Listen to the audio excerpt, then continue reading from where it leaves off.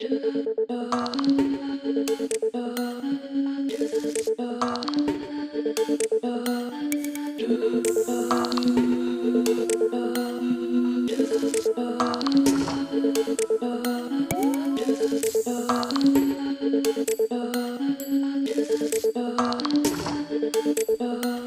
Sin Distancias, la violencia de género es un tema constante en nuestra programación porque esta universidad, la UNED, aporta mucha investigación, mucha docencia y conocimiento sobre la violencia que sufren las mujeres desde sus múltiples dimensiones, como problema social, político, jurídico, económico y, por supuesto, también psicológico. Y es aquí donde nos vamos a detener en esta ocasión porque vamos a hablar de violencia y maltrato en la pareja desde el punto de vista psicológico y de intervención psicoterapéutica.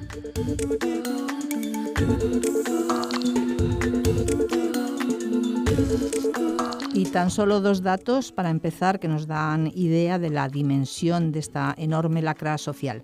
La violencia de género es la principal causa de muerte entre las mujeres de entre 15 y 44 años en todo el mundo. Lo dice un informe de la ONU que sitúa esta causa por delante de las muertes provocadas por el cáncer, los accidentes de tráfico o las guerras.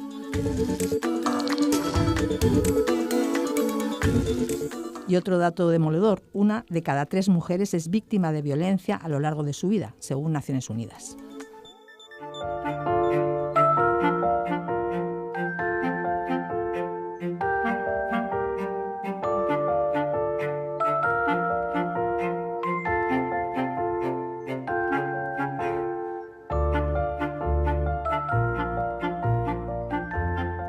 José Luis Martorell Ipiens es profesor del Departamento de Psicología Básica 2 de la UNED, psicoterapeuta, director del Servicio de Psicología Aplicada de esta universidad, un servicio de atención, consulta y asesoramiento psicológico.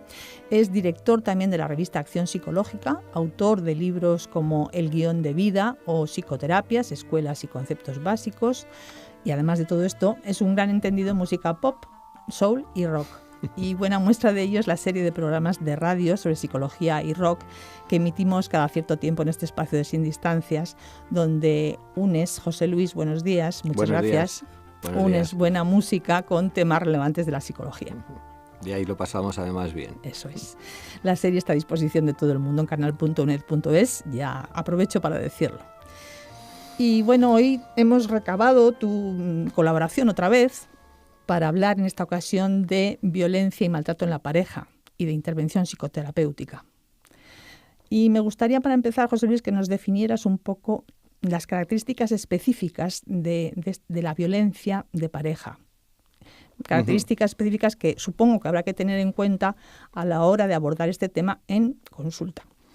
Efectivamente, tiene en común con otras violencias, la intimidación, el abuso de una persona sobre otra, pero en este contexto, en la pareja, pues hay una característica muy relevante que va a tener una importancia especial tanto a la hora de abordarlo terapéuticamente con la mujer como a la hora de que ella se libere de esta situación, ¿no? Que es el ámbito privado.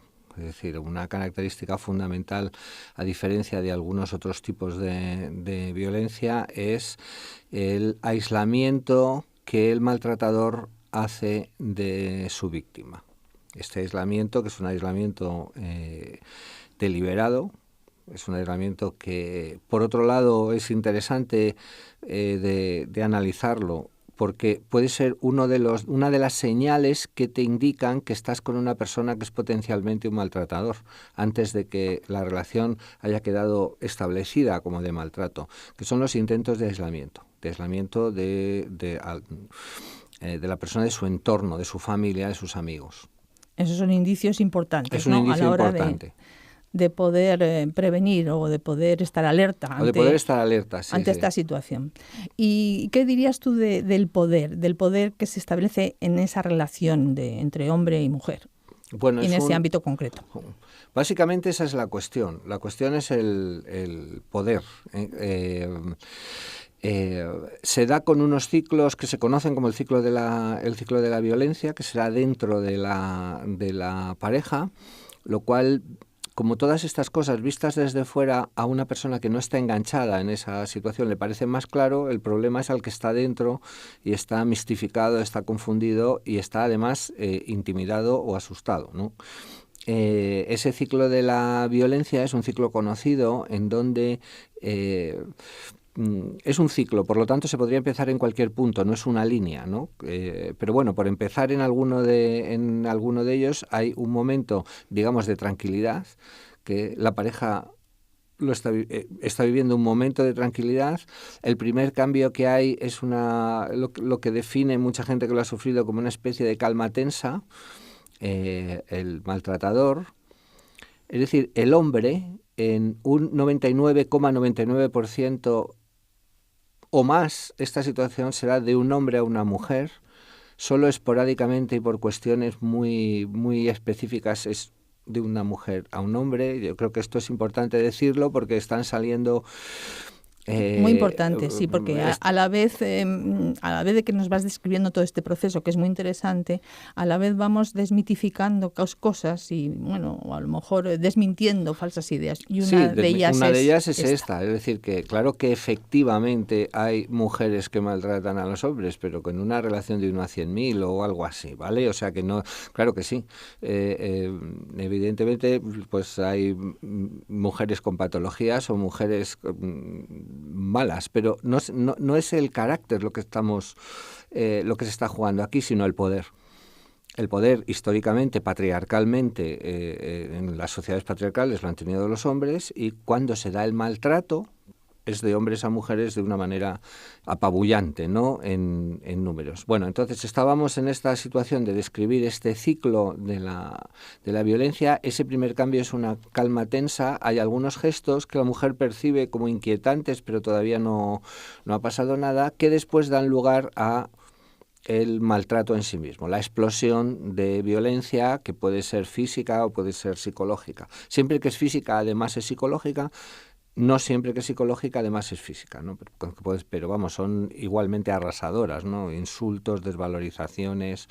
Y después, que es lo que llama la atención, después hay otro cambio que es el que se conoce como de luna de miel. Después hay como una reconciliación, aparentemente en algunos casos pedir perdón o algo así, y la persona vuelve la mujer vuelve a tener la ilusión de que se puede vivir bien. Y eso es un ciclo.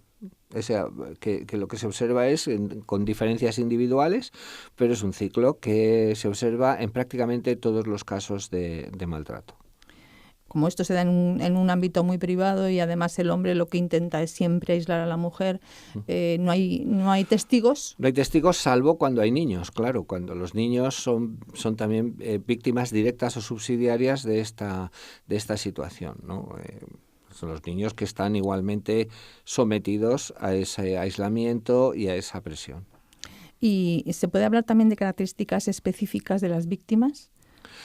Es peligroso hablar de eso, ¿vale? Porque parece que entonces aquí un tema que hay que evitar es reducir esto a la patología, tanto del maltratador como de la víctima, ¿vale?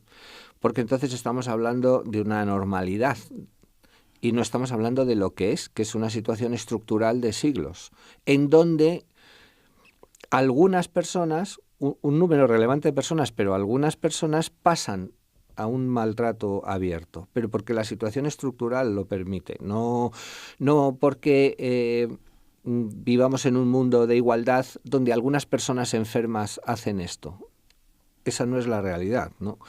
Lo que sucede es que si además tú tienes algún tipo de patología, por ejemplo, cuando una situación de este tipo se da con alcoholismo o con adicción en el hombre, pues es claro, explosiva. Si además hay un trastorno de personalidad, pues todavía más explosiva. Pero eso no es lo relevante, eso es lo que le da alguna peculiaridad. Lo relevante es que es, digamos, el lado más extremo, no raro, porque como decía una colega tuya, Soledad Gallego, la periodista del País, que tuve con ella un intercambio sobre estas cosas, porque ella se ocupaba, que yo creo que tiene una visión lúcida. Dice, si este tema, el tema del maltrato o de la violencia de género, fuera al revés, fuera hacia los hombres, el tema estaría claramente en todos los parlamentos del mundo. Es un tema epidémico, en números. Cuando ves los números son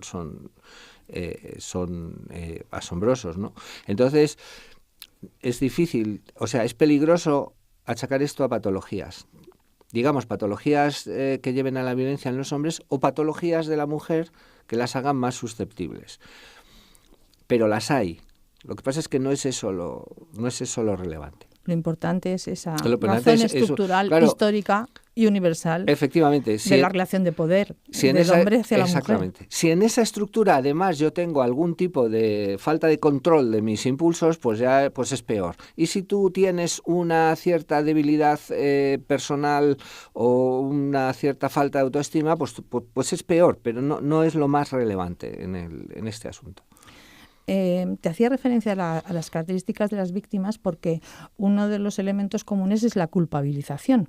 Se sienten culpables. Cuando son víctimas se sienten culpables por ellas mismas y también la sociedad las culpabiliza, les dice, pero ¿cómo es posible que aguante tanto? Nadie se lo entiende esto. Efectivamente, esto probablemente, por un lado, está estudiado como una característica de la mente humana, ¿vale? En el sentido en que sabemos que desde niños, los niños que son castigados, prescindiendo de si tienen razón en castigarles o no, tienden a pensar que son castigados porque hacen algo malo, ¿vale? Una de las consecuencias del maltrato en la infancia es la sensación de culpabilidad.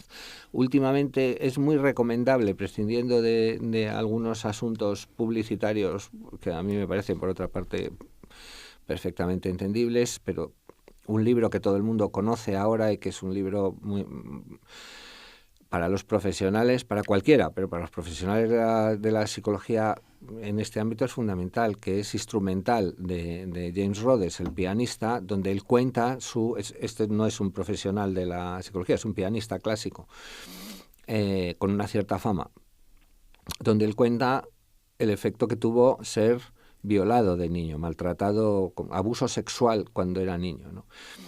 Entonces, él lo cuenta con mucha claridad. Una de las consecuencias es la culpabilización y uno lo mira desde fuera y parece imposible. Pero si te han violado, si te han machacado, ¿cómo te sientes tú culpable? Si eras un niño de 5 años, de 4, de 8. Pues esto es lo que resulta, que cuando te hacen algo malo tiendes a sentirte culpable, de niño.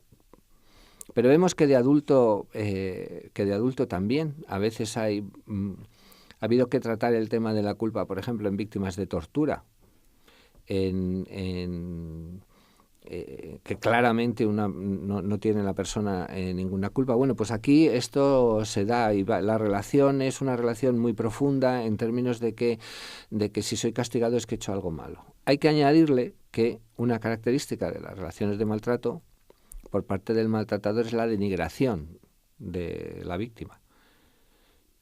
Es decir, la está denigrando, la está insultando, la está haciendo sentirse literalmente y con la expresión de una persona, de una paciente, que en esto que trabajé con ella, una mierda, porque esa es la expresión, tú eres una mierda. Claro, y por eso aguanta tanto, claro, que es lo que no entendemos los de fuera, claro, muchas veces. Sí, primero hay una sensación de culpa y una sensación de que se está mal. Si tú vas bajando tu propia percepción de autoestima, el solo hecho de que alguien esté contigo lo puedes considerar milagroso, aunque ese alguien te pegue. Como además tenemos estos ciclos y esta intimidación donde hay momentos en que se puede estar bien, pues obviamente la confusión es el resultado y a veces el seguir en esta misma situación mucho tiempo. José Luis, y ya dadas estas características y todas estas consideraciones previas que hay que tener en cuenta a la hora de abordar este asunto en terapia, ¿qué otros elementos hay fundamentales? Por ejemplo, ¿cuál es el objetivo fundamental en psicoterapia? ¿Cuál sería?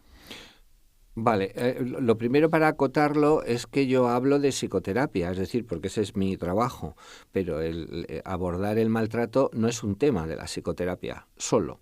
Es decir, es un tema social, político, de cambios sociales. O sea, es decir, que no se trata de curar a la gente cuando la han fastidiado. Lo que pasa es que, como la han fastidiado, pues y vienen a nosotros, pues hacemos esa atención. Pero insisto que es cuando ya alguien acude a la terapia. Efectivamente, hemos acotado aquí este tema en psicoterapia, por supuesto. En ese ámbito. Sí, en ese ámbito. Vale. Entonces es muy diferente si te viene la persona cuando está todavía en la relación que cuando ya no está en la relación. Cuando está todavía en la relación hay que valorar el peligro que tiene de volver a casa. ¿Vale? Y bueno, ahí la seguridad es la lo seguridad, que hay que hay conseguir. protocolos que hacer porque claro, no tienes que tomar una determinación. En principio, una idea muy general y es muy interesante y está muy bien reflejado también en un libro, digamos, no técnico, que para que es de mucho interés para cualquiera leerlo, que es el acoso moral de Marie-France Irigoyen, una psicoanalista francesa. Es un libro que se puede encontrar en cualquier sitio donde habla de todo tipo de acosos, uno de ellos el de pareja, pero también el laboral, en fin, otro tipo de acosos, en donde lo señala muy bien y es nunca empezar por la terapia o el abordaje, digamos, por los problemas de la mujer. ¿Vale? Esto a veces tú vas a terapia y resulta que has tenido 3 parejas que te han maltratado y tu padre maltrataba a tu madre. Pues es como que hay como por decirlo así, es como un aprendizaje. Parece que hay que mirar algo en ti, cosa que es probablemente cierto, pero nunca hay que empezar por eso. La experiencia lo que dice es que el terapeuta lo que debe empezar es por nombrar la violencia. Es decir, por ayudar a la persona a hacerle consciente de que está siendo maltratada. Porque como tú has dicho antes, a pesar que desde fuera pueda ser obvio, muchas veces para la persona no lo es. Es decir, algo así como que un beso no compensa un puñetazo, porque la persona en su cabeza lo compensa. Uh-huh. No, esto es maltrato. Muchas personas te dicen que la primera vez que lo que más les empezó a cambiar fue que el terapeuta o la terapeuta nombrase como maltrato lo que es maltrato. Esto es maltrato. Y luego en una fase más avanzada pues ya miramos qué te ha traído de esto, cuál es tu historia personal, tu guión de vida, si es que tiene que ver, pero siempre en ese orden. Marie-France Irigoyen lo que decía es que muchas veces hace décadas, empezando a trabajar por lo otro, por qué te pasa a ti dentro, había, claro, abandonos, porque en el fondo es como decirte que tú estás aquí porque te lo has ganado. Uh-huh. Algo te pasa a ti que te buscas a esta gente y eso no es justo. Claro, ahí quería yo llegar. ¿Qué papel debe jugar el psicoterapeuta en estos casos? ¿Cómo lo aborda? Claro, ¿Desde qué punto de vista? En principio es el de dejar claro, porque es que eso ya es terapéutico, es decir, poder nombrar la relación tal cual es. En este caso es maltrato y le llamamos maltrato. A esto le cuesta a la persona. Ese es abrirle los ojos. Abrirle los ojos de una manera terapéutica, porque tu principal objetivo es que vuelva a la siguiente sesión. Que se proteja, porque puede que no vuelva. Y que se sienta segura. Y que se sienta segura con alguien que lo ve de esa manera. Uh-huh. Y la famosa neutralidad que debe adoptar un terapeuta, si en general hablamos, vale, en este caso. Yo creo que no. En este caso eso es claramente una excepción. En este caso y en cualquier caso que sea víctimas de violencia o de maltrato, que puede ser en el laboral también, puede ser un hijo que es maltratado por sus padres, en fin, cualquier tipo de situación de este tipo. Yo creo que ahí lo que hay que pensar, el terapeuta o la terapeuta nunca debe perder la objetividad. Una cosa es la objetividad y otra cosa la neutralidad, porque no puedes ser neutral en una situación de abuso. Tú tratas de ser objetivo, o sea, de no perder nunca el contacto con la realidad. Pero si te perciben como neutral, tú tienes tu parte de culpa y el otro tiene la otra, se acabó la terapia. Estamos en Radio 3, en el tiempo de radio de la UNED. Nos acompaña José Luis Martorell, profesor de esta universidad, psicólogo, psicoterapeuta, y con él estamos hablando de la violencia y de la intervención psicológica en violencia de género. Vamos ya directamente, José Luis, si te parece, a la intervención. ¿A qué enfoques terapéuticos están ahí, son más válidos, más eficaces, con los que se trabaja más a menudo en este tipo de casos? Bueno, hay algunas, como siempre, hay variantes y depende también de la persona, del estilo, pero bueno, hay algunas pautas que en general se sabe que son más útiles que otras. Una es dar un espacio a la persona, darle voz, porque no la ha tenido. No ha tenido esa voz. Esto que nombraba yo antes, que yo decía antes, es muy importante. El terapeuta está aportando las palabras que la persona no tiene. No tiene una palabra como maltrato, como violencia, no las tiene porque estaban prohibidas naturalmente de utilizar. Una pauta también interesante es, en la medida de lo posible, movilizar los recursos de esa mujer, los recursos personales que ha perdido por el aislamiento. Es decir, si puede volver a recuperar amigos y familia. Porque muchas veces es ahora cuando les oye, es ahora cuando de repente el padre, la madre, el amigo, el hermano le dicen, pero si este tipo era un maltratador. Antes también lo han dicho, pero no lo ha oído, y aparte que la han aislado, claramente por estrategias de confusión y de intimidación. Tiene que rehacer su vida. Claro, bueno, tiene que rehacer, si la tiene. Si tenía previamente una estructura, pues recuperarla. Si no, hay que rehacerla. ¿Qué sucede cuando la víctima quiere volver con esa pareja o simplemente no se ha ido? Cuando está en esa situación y el terapeuta, es un poco también, hablábamos antes de la neutralidad, el terapeuta está viendo que eso no tiene futuro, no tiene solución y es peor para ella, pero ella insiste. No siempre ganas. Esta es la realidad. A veces el poder de esta gente es enorme. Es un poder que siempre está basado en la falta de autoestima de otra persona, que puede ser histórica, que puede ser además potenciada, la sensación de yo no podría nada sin él. Bueno, esa es un poco la labor del terapeuta, tratar de oponerse a esto. De todas maneras, incluso si uno prevé que puede dejar la terapia, nunca, porque entonces estás haciendo lo mismo que el maltratador, nunca culpabilizarla. Es que tú no lo entiendes, es que tú eres tal, sino abrir siempre la posibilidad de que vuelva por una actitud de comprensión y de saber efectivamente lo difícil que es esto para mucha gente. ¿Qué se hace con los niños? Pues siempre una labor muy difícil, porque también son víctimas. Es decir, también lo han visto, no tienen poder, los niños que han vivido en situaciones de maltrato son muy frecuentemente también maltratados, directamente ellos, ¿no? Entonces, esta es una situación extrema. Una situación de maltrato es difícilmente, esta es una opinión personal, pero yo creo que apoyada también en muchos estudios. Y bueno, igual que yo diría que a mí se me puede preguntar por la ideología, ¿vale? Como cualquiera, pero que cuando una persona diga que no, que le pregunten por la suya, ¿no? Las situaciones de maltrato son muy difícilmente reversibles. La solución del maltrato es irse, es tener otra vida, otra pareja, que esos niños que estén defendidos de ese padre. Mientras que estamos hablando directamente con una mujer de, por decirlo así, rehacer su vida, ver las cosas de otra manera y establecer relaciones con ella como mujer sana, con hombres sanos, con otro tipo de relación. Con los niños hay un agravante. No, aunque puedan tener figuras parentales que les ayuden en otro momento, siempre es muy delicado. El padre va a seguir siendo ese dentro de su cabeza.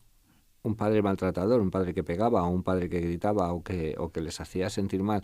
Bueno, y eso requiere una atención muy específica a estos niños o a estos adultos que fueron niños maltratados, porque tiende a ser muy insidioso y tener un efecto a lo largo de la vida. Uh-huh.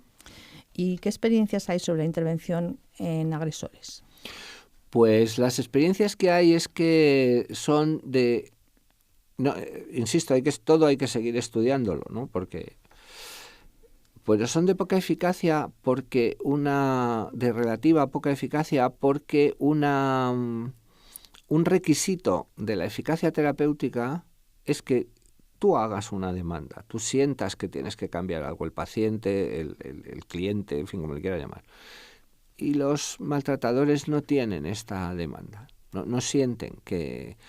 Entonces, pues se han hecho más en contextos, digamos, judiciales o carcelarios, donde la condición para salir es que tú hagas una terapia. Bueno, y alguna persona que se ha ocupado de ellos de una manera descriptiva dice que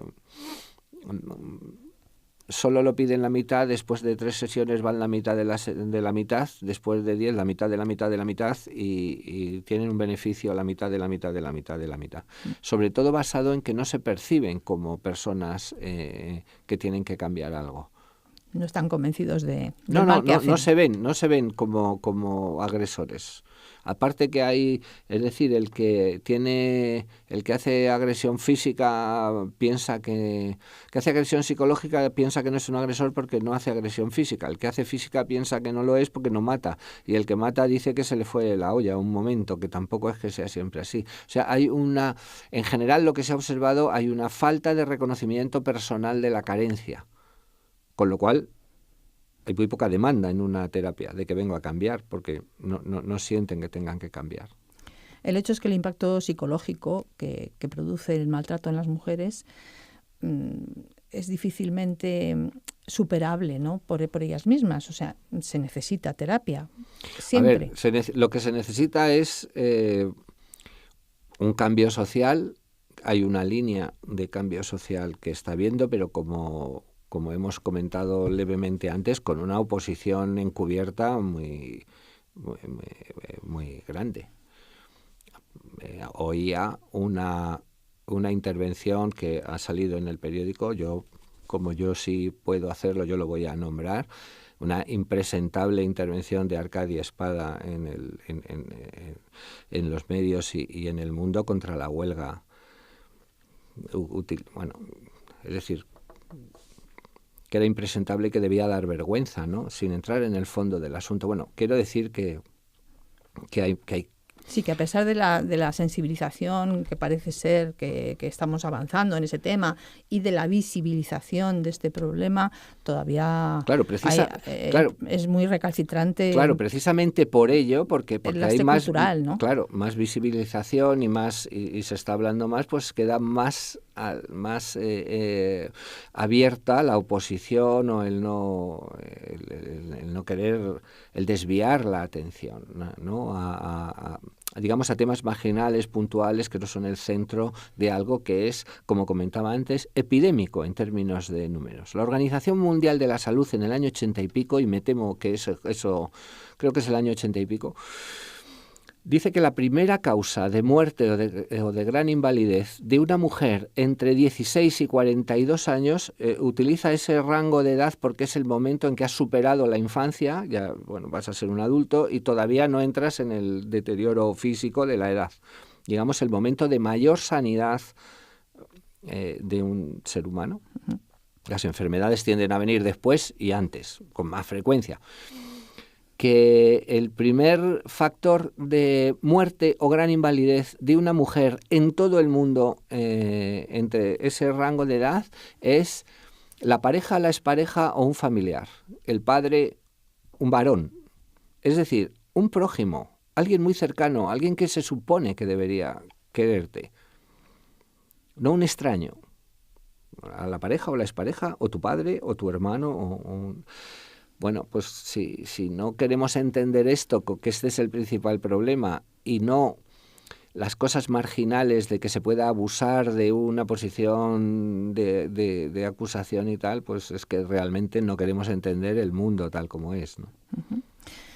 Y ya casi para terminar, ¿cómo influye en el trabajo terapéutico pues todo lo que sucede alrededor, lo que estás comentando, los medios de comunicación, las creencias populares, los mitos, la sociedad dividida respecto a la percepción del problema? ¿Están locos? ¿No están locos? ¿Somos todos así? ¿No lo somos? ¿Se quejan? ¿Cómo influye todo eso en el trabajo terapéutico? Influye mucho, a veces para bien, o sea, todo tiene sus ventajas y sus inconvenientes. Las ventajas es que el tema está abierto, que una persona que está manejando este tema personalmente en su vida igual que va a encontrar gente que la va a seguir mistificando o confundiendo, pero va a encontrar gente que no, gente, me refiero, pública, o toda una ideología pública donde se puede amparar también para entender esto, ¿no? El feminismo lo puede entender ahí, puede que hay gente tratando que le está proporcionando esquemas para entender lo que le pasa. Igual que cuando eso se boicotea desde una posición no de confrontación intelectual, que esa es lícita, vamos a pensar sobre... sino de boicotearlo, porque se ve como que se siente amenazado el poder, pues claro, las confunden mucho y bueno, pues hay veces que las personas están realmente angustiadas por cómo interpretar esto. E indefensas. Claro. Muy bien, pues José Luis Martorell, muchísimas gracias por tu colaboración una vez más en Sin Distancias. José Luis Martorell es profesor del Departamento de Psicología Básica 2 de la UNED, psicoterapeuta y director del Servicio de Psicología Aplicada de esta universidad. Gracias a ti.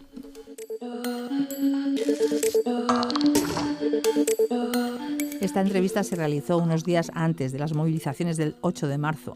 Su enorme éxito es muy esperanzador para pensar que ese cambio social del que hablaba José Luis Martorell ha comenzado ya. Y para entender mejor todos estos procesos de violencia doméstica y de género, el profesor José Luis Martorell ha recomendado 2 libros. Uno, el titulado Instrumental, Memorias de música, medicina y locura, del pianista James Rhodes, que fue víctima de abusos sexuales a los 5 años. Y el segundo, Acoso moral, el maltrato psicológico en la vida cotidiana, de la psicóloga Marie-France Irigoyen, editorial Paidós.